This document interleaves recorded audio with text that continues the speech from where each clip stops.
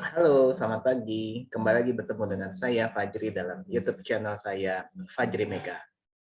Dalam kesempatan kali ini saya akan menyampaikan mengenai program pengenalan khususnya bagi Dewan Komisaris dan Direksi yang baru diangkat di perusahaan. Kita mengetahui bersama bahwa program pengenalan merupakan satu hal yang sangat penting agar direksi dan dewan komisaris yang baru diangkat itu dapat memahami, dapat mengerti, dapat menjalankan tugas dan fungsi mereka dengan sebaik-baiknya. Kita mengetahui bahwa dalam melaksanakan fungsi pengurusan oleh direksi dan fungsi pengawasan dan pemberian nasihat oleh dewan komisaris, tentunya harus memahami dulu karakteristik, harus memahami dulu perusahaan yang mereka mendapatkan jabatan tersebut. Oleh karena itu, ketika baru diangkat, ya, baik dewan komisaris maupun direksi, maka dalam hal ini perlu diadakan segera program pengenalan. Tahapannya bagi dewan komisaris misalnya, komisaris utama dapat meminta atau mengirimkan surat kepada sekretaris perusahaan atau corporate secretary yang untuk meminta diadakan program pengenalan bagi dewan komisaris yang baru. Sementara kalau untuk direksi, dalam hal ini corporate secretary dapat proaktif untuk melaksanakan atau menanyakan kapan dapat dilakukan program pengenalan agar dapat dipahami oleh pejabat yang baru diangkat atau ditunjuk tersebut. Isi dari program pengenalan tentunya yang pertama adalah memahami mengenai perusahaan. Karakteristiknya seperti apa, bisnis prosesnya seperti apa.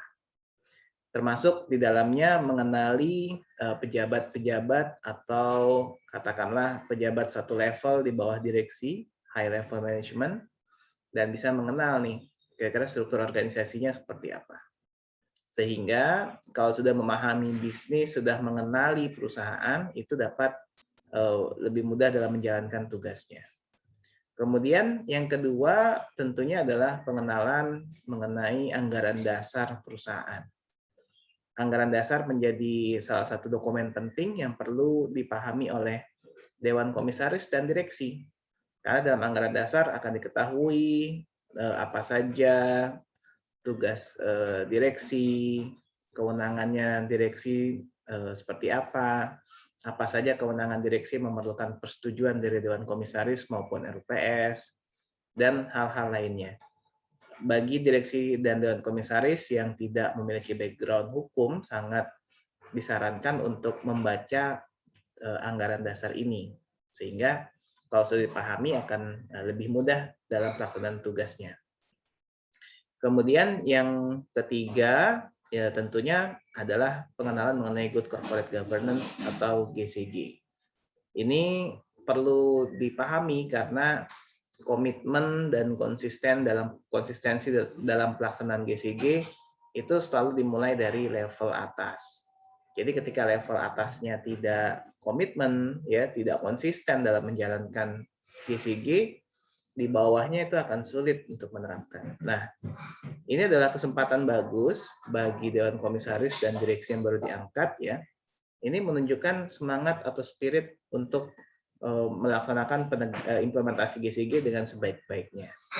Dan bagi internal perusahaan sendiri, dengan mengenalkan program-program GCG, dengan mengenalkan kebijakan GCG, itu kita bisa meminta dukungan agar pejabat yang baru ini dalam melaksanakan tugasnya adalah right on the track, ya. Termasuk di dalamnya adalah pemahaman direksi dan dewan komisaris mengenai board manual juga.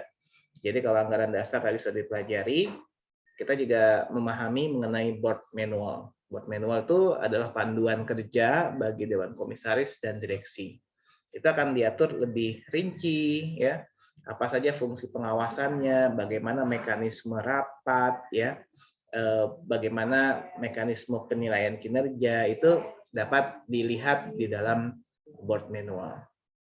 Nah, dengan demikian kalau sudah dilakukan program pengenalan, Ya, kalau diperlukan juga sebaiknya diberikan survei pemahaman GCG kepada dewan komisaris dan direksi yang baru diangkat, sehingga kita bisa mengukur, bisa mengetahui sejauh mana tingkat pemahaman mereka terhadap pelaksanaan GCG. Kalau ini sudah dilakukan, program penting ini, maka implementasi GCG di perusahaan tentunya dapat berjalan secara baik. Demikian, terima kasih. Sampai jumpa lagi.